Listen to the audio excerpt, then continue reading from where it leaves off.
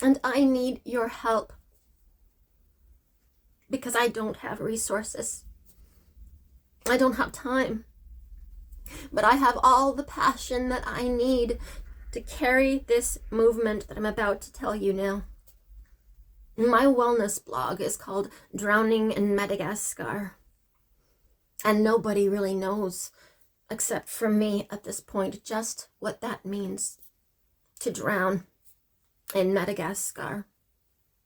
I was holding it close to me for the sake of anonymity and mystique. But I don't think I can do that anymore. I'm going to tell you what it means to me to drown in Madagascar so you can help me share my message.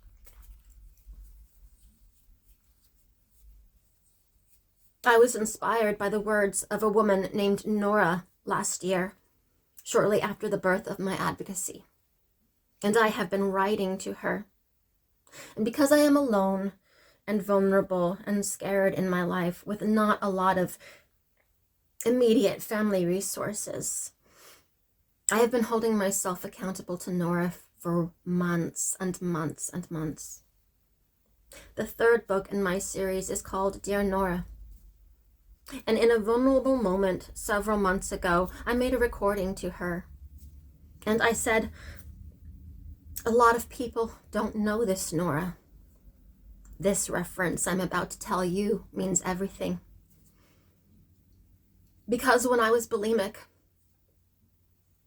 and I wept, and I sobbed, and I gathered my breath, I said, when I was bulimic, my favorite ice cream was Madagascar vanilla and bittersweet chocolate. And I drowned in it, Nora. I drowned in it. I was drowning in Madagascar. 7 years of bulimia and anorexia and body dysmorphic disorder. I am no longer in the throes of my eating disorders, but addicts find a way to self-sabotage, not because they want to, but because the narrative. My third book in my series is called Dear Nora, and I am referring to none other than Nora Volcow, the director of the Institute of Drug Abuse, who raised a profound call to action last year, shortly after the birth of my advocacy. And I quote that call to action in my first TEDx talk, which is yet to go live, when she said, we need a social movement. We need a large-scale social movement to change public opinion about what it means to suffer. Because we need more than just knowledge of the physiological symptoms and the physiological degradation of our minds. The world needs to have empathy. Because when I made that video to you, Laura, I felt inspired and passion. I felt faith in my deity and purpose. But the reality is, for me, the next day, I was crying in a supply closet, punishing myself. And I could not think. Because even though I am sober from polypharmacy, just taking a few pills of antihistamine, I was a slave to the cognitive deficits of my mind. And I walked around and I ran around and I could not remember. I forgot things almost instantaneously. My mind felt as if it was short-circuiting. And I cried, and I was scared, and I was panicked. I work in healthcare, and I have seen the repercussions of COVID-19.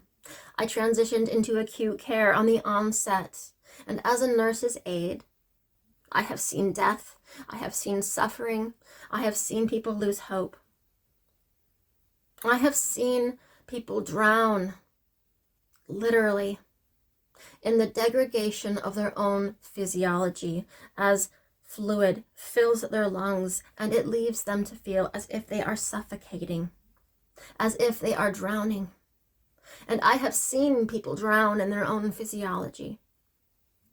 But the statistical trajectory and the data is well documented that the repercussions of this global pandemic,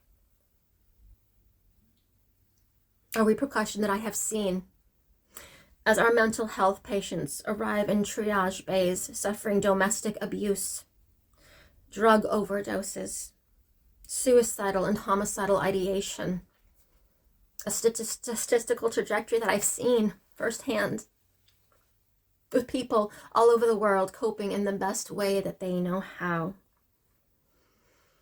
And that's why the social movement that I'm proposing to you in my passion, that is fueled by my weakness and fueled by my candor and fueled by the impulsivity that defines who I am as a person, and not the impulsivity that the world judges me for because I am an addict.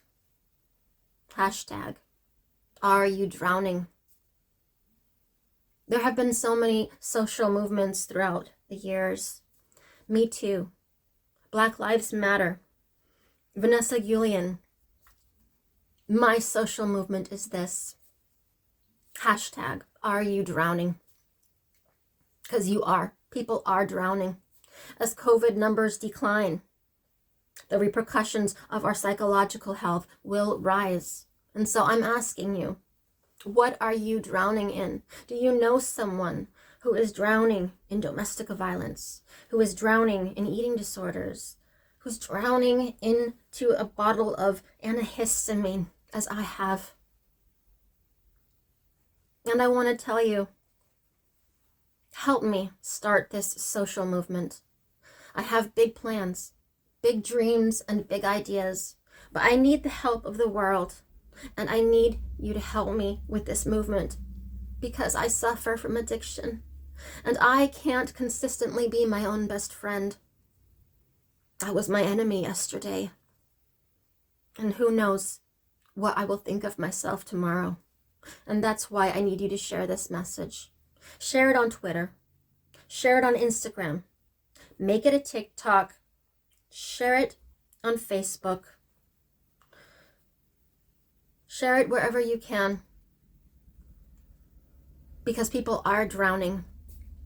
And I impulsively stepped in front of the camera to make a change for good in the world.